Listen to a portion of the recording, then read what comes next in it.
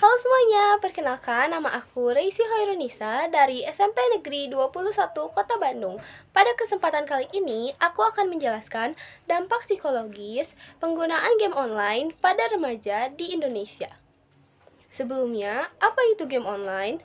Game online atau yang sering disebut dengan online games adalah sebuah permainan yang dimainkan di dalam suatu jaringan, baik lokal area network maupun internet. Permainan ini biasanya dimainkan secara bersamaan dengan pemain yang tidak terbatas banyaknya, baik dilakukan secara individu maupun dalam bentuk kelompok secara bersamaan. Oke, slide selanjutnya. Dinyatakan bahwa game online dapat dikelompokkan berdasarkan genre. Yang pertama ada RPG, Role Playing Games. Yang kedua ada RTS, Real Time Strategy. Yang ketiga ada FPS, First Person Shooter. Dan yang terakhir ada MOBA, Multiplayer Online Battle Arena.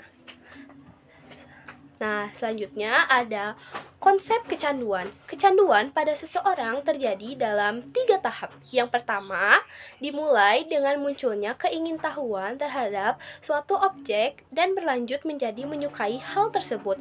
Selanjutnya, saking menyukainya, seseorang mungkin akan kehilangan kendali atas diri sendiri untuk tidak melakukan hal-hal yang berkaitan dengan sesuatu yang disukai tersebut.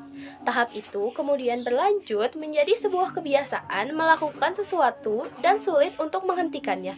Bahkan bisa membuat seseorang merasa tidak lengkap saat melewatkan sesuatu yang menjadi candu tersebut. Setelah itu, ada kenapa game online dapat menyebabkan kecanduan. Yang pertama, ada rasa puas instan.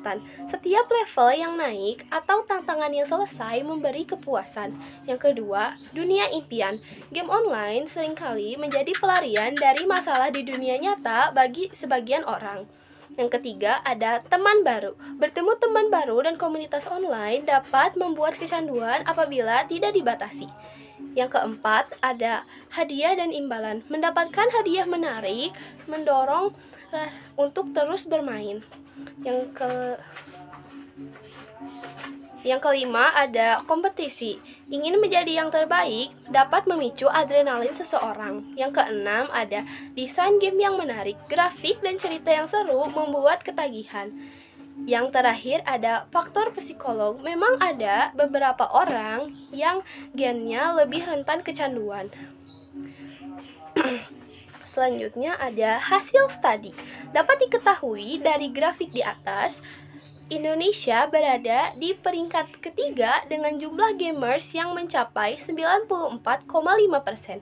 Di Indonesia sendiri terdapat 54,1% remaja usia 15-18 tahun yang mengalami kecanduan game online.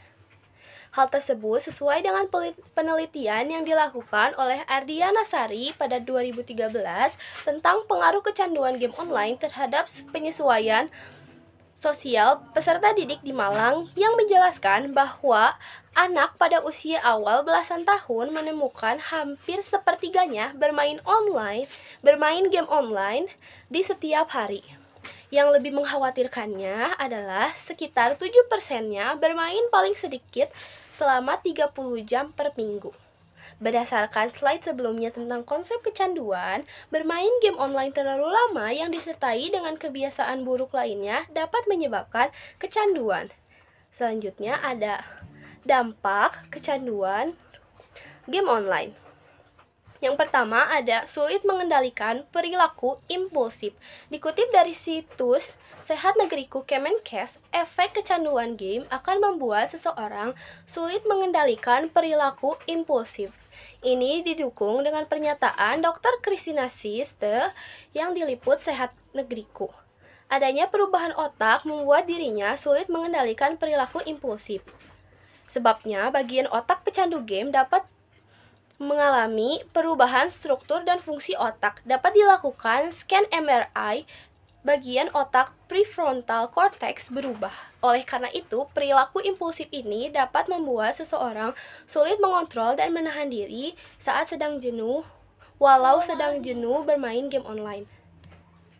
Yang selanjutnya ada ketidakstabilan emosi. Kecanduan game online kerap dikaitkan dengan Ketidakstabilan emosi. Hal ini terjadi karena beberapa faktor, seperti siklus penghargaan dan hukuman instan dalam permainan yang memicu fluktuasi suasana hati. Selain itu, pengabaian dunia nyata, gangguan pola tidur, isolasi sosial, dan bahkan masalah kesehatan mental yang mendasarinya juga turut berkontribusi. Kecenderungan untuk menghindari masalah dengan bermain game online justru dapat memperburuk kondisi emosional. Kurangnya interaksi sosial dan kurangnya tidur dapat mengganggu keseimbangan hormon yang mengatur emosi. Lalu selanjutnya ada merasa FOMO atau fear of missing out, yang artinya rasa takut tertinggal, juga kerap menghantui para pecandu game. Dampak negatif game online ini membuat seseorang tidak mau ketinggalan untuk mengejar posisi teratas dan memimpin di leaderboard, selalu ingin update item atau gear terbaru dan sejenisnya. Selanjutnya ada lelah mental. Terus-menerus fokus pada permainan, terutama dalam kondisi kompetitif, menciptakan beban mental yang berat.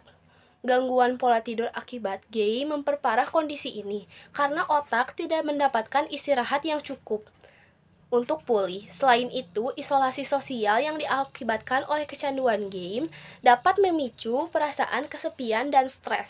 Konflik batin antara keinginan untuk bermain dan kewajiban lainnya juga menambah beban psikologisnya. Yang terakhir ada depresi.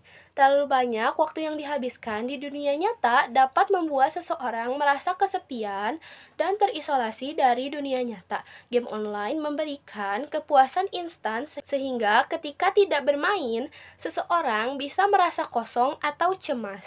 Kurang tidur akibat bermain game mengganggu keseimbangan hormon yang dapat mengatur suasana hati, juga menambah kemungkinan seseorang menjadi depresi.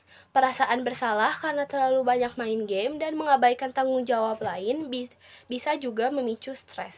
Selanjutnya, ada kesimpulan. Kecanduan game online telah menjadi masalah serius yang dihadapi oleh remaja di Indonesia. Penelitian ini dan video ini juga menunjukkan bahwa aktivitas bermain game yang berlebihan dapat menimbulkan berbagai dampak negatif pada aspek psikologis remaja. Yang terakhir ada saran yang dapat dilakukan. Untuk mengatasi masalah kecanduan game pada remaja diperlukan upaya komprehensif dari berbagai pihak. Pertama, pendidikan mengenai bahaya kecanduan game perlu ditingkatkan, terutama di kalangan remaja, orang tua, dan guru. Kedua, pemerintah membuat regulasi yang lebih ketat terkait konten game online dan waktu bermain yang disesuaikan untuk remaja dan anak-anak. Ketiga, layanan konseling dan terapi harus tersedia bagi remaja yang mengalami masalah kecanduan. Keempat, sekolah, keluarga, komunitas perlu bekerja sama untuk menciptakan lingkungan yang mendukung bagi remaja, agar mereka dapat mengembangkan minat dan aktivitas positif lainnya. Yang terakhir, penelitian lebih lanjut perlu dilakukan untuk memahami secara mendalam faktor-faktor yang menyebabkan kecanduan game online, serta mengembangkan intervensi yang lebih aktif. Sekian presentasi dari saya. Semoga video ini dapat bermanfaat bagi kita semua. Thank you for watching, guys.